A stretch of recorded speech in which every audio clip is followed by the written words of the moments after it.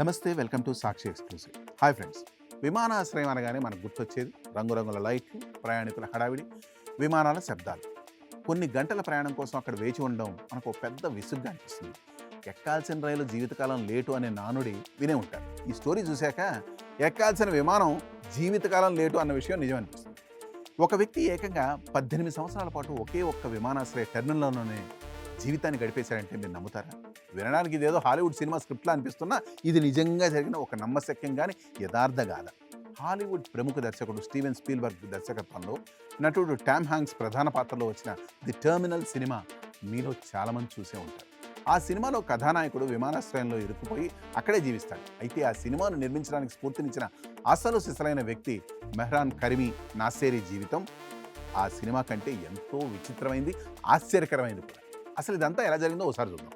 ఈ కథ 1988లో ఫ్రాన్స్ దేశంలోని ప్యారిస్ నగరం చార్లెస్ డిగాలే విమానాశ్రయంలో మొదలైంది. ఇరాన్ దేశంలో జన్మించిన నాసేరీ కొన్ని రాజకీయ కారణాల వల్ల తన దేశం నుండి బహిష్కరణకు గురయ్యాడు. యూరప్ దేశాల్లో శరణార్థిగా మారిన అతను బ్రిటన్ వెళ్లాలనే లక్ష్యంతో ప్రయాణమయ్యాడు. అయితే ప్రయాణంలో జరిగిన ఒక ఊహించని దుర్ఘటన అతని జీవితాన్ని మలుపు తిప్పింది. ప్యారిస్ విమానాశ్రయంలో ఉన్న సమయంలో అతని ఐడెంటిటీ కార్డులు, శరణార్థి పత్రాలు ఉన్న బ్రీఫ్ కేస్ దొంగతనానికి గురైంది. పాస్పోర్టు, ఇతర పత్రాలు లేకపోవడంతో బ్రిటన్ ఇమిగ్రేషన్ అధికారులు అతన్ని తిరిగి ప్యారిస్ పంపించేశారు. ఫ్రాన్స్ అధికారులు అతని దేశంలోకి రానివ్వలేదు. అలాగని వేరే దేశానికి పంపించడానికి అతని దగ్గర ఎటువంటి ఆధారాలు లేవు. ఫలితంగా అతను విమానాశ్రయంలోని టెర్మినల్ 1 డిపార్చర్ లాంజ్లోనే ఉండిపోవాల్సి వచ్చింది. ఇక్కడ ది టెర్మినల్ సినిమా కాన్సెప్ట్తో నాసేరీ నిజ జీవితాన్ని పోల్చి చూస్తే కొన్ని ఆసక్తికరమైన పోలికలు, మరెన్నో భిన్నమైన వాస్తవాలు కనిపిస్తాయి. సినిమాలో విక్టర్ నవోట్కీ అనే పాత్ర తన సొంత దేశంలో విప్లవం రావడం వల్ల పాస్పోర్ట్ చెల్లకుండా పోయి విమానాశ్రయంలో ఇరుక్కుపోతుంది. కానీ నాసేరీ విషయంలో ప్రభుత్వాల చట్టాలు, అధికారిక కాగితాల లోపాల వల్ల ఒక విచిత్రమైన ఉచ్చు ఏర్పడింది. సినిమాలో హీరో కేవలం కొన్ని నెలలు మాత్రమే విమానాశ్రయంలో ఉంటాడు. అక్కడ స్నేహితులను సంపాదించుకొని ఉద్యోగం చేస్తూ ఓ అందమైన ముగింపును అందుకుంటాడు. కానీ నిజ జీవితంలో నాసేరీ కథ ఎంతో సుదీర్ఘమైంది, మానసిక సంఘర్షణతో కూడుకుంది. అతను రోజులు నెలలు కాదు, ఏకంగా 18 ఏళ్ళు అంటే 1988 నుండి 2006 వరకు ఒకే ఎర్రటి ప్లాస్టిక్ బెంచీపై నివసించాడు.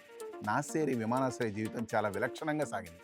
టెర్మినల్లోని ఒక మూలను తన ఇల్లుగా మార్చుకున్నాడు. తన పెట్టెలను పక్కనే పెట్టుకొని విమానాశ్రయ సిబ్బంది ప్రయాణికులు ఇచ్చే ఆహారంతో కాలం వెడదీశాడు.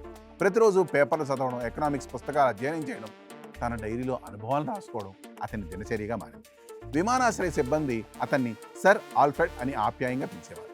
కాలక్రమేణా ప్రపంచవ్యాప్తంగా ఉన్న జర్నలిస్టులు అతన్ని ఇంటర్వ్యూ చేయడానికి ప్యారిస్ రావడం మొదలుపెట్టారు. ఒకానొక దశలో బెల్జియం, ఫ్రాన్స్ ప్రభుత్వాలు అతని శరణార్థి పత్రాలు ఇవ్వడానికి ముందుకు వచ్చాయి. అయితే ఆ పత్రాల్లో అతని జాతీయతను ఇరాన్ అని పేర్కొనడం, అతని పేరును సర్ ఆల్ఫ్రెడ్గా మార్చకపోవడంతో అతను ఆ పత్రాలపై సంతకం చేయడానికి నిరాకరించాడు. సుదీర్ఘకాలం విండోస్ లేని ఆ క్లోజ్డ్ స్పేస్లో బతకడం వల్ల అతని మానసిక స్థితి కూడా కొంత వింతగా మారింది. 2006లో అనారోగ్య కారణాల వల్ల నాసేరీని బలవంతంగా ఆసుపత్రికి తరలించడంతో అతని 18 ఏళ్ల విమానాశ్రయ నివాసానికి తాత్కాలిక ముగింపు పడింది. ఆ తర్వాత అతను ప్యారిస్ నగరంలోని కొన్ని స్వచ్ఛంద ఆశ్రయాల్లో నివసించాడు.